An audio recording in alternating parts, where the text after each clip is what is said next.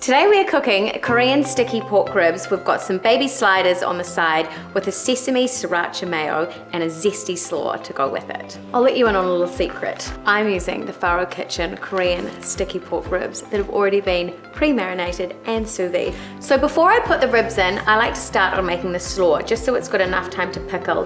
Rice wine vinegar, sugar and some salt.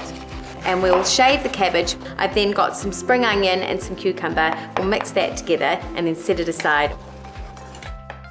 Now that the ribs are in the oven, we'll get on to a little mayonnaise number. Thinly slice the chives. Mayonnaise, sesame oil, rice wine vinegar, sriracha.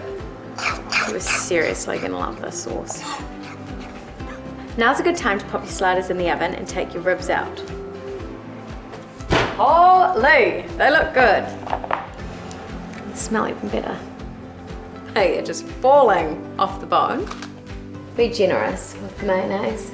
Put a little bit of slaw, and just like that, a sticky Korean pork slider. Delicious.